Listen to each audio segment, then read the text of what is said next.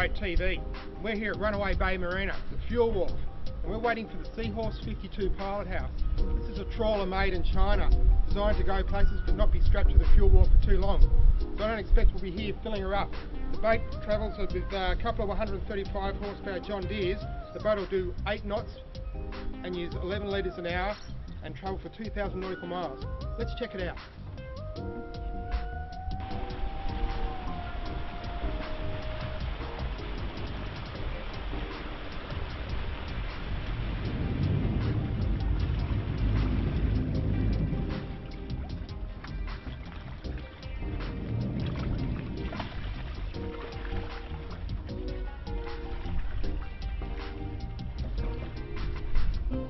Today I'm here in the Pilothouse of the Seahorse 52 with Andrew Bornbach. He's the local agent for Seahorse Marine. Andrew, tell me a little bit about the underwater section of this boat. It's a full displacement hull, but it's also got a keel, hasn't it? Yeah, that's it. We'll actually do a motor sailor version of this boat as well with the same hull. So they do a 2 and 3 cabin layout. There's quite a few things going on with it. Okay, we're cruising down these skinny, notorious channels on the Gold Coast here with water depths ranging from 1.5 to maybe 3 metres. But if we make a mistake and hit the bricks, we don't have to worry too much. We've got a full-length keel, is that right? Yeah, that's it. It goes to full length, and it's a 4'6" version for the twin engine and a 5'6" version for the single engine. Fantastic. Well, let's just enjoy the drive, shall we?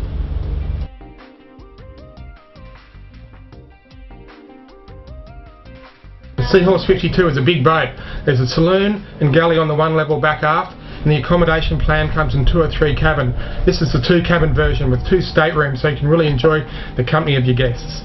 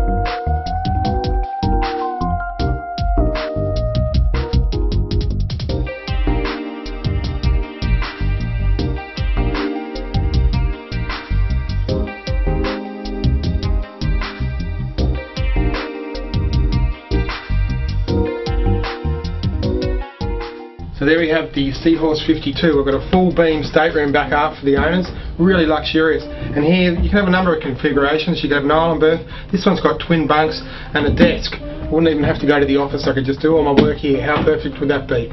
See you next time on Trader Boat TV, and don't forget to catch the full Test to Know magazine.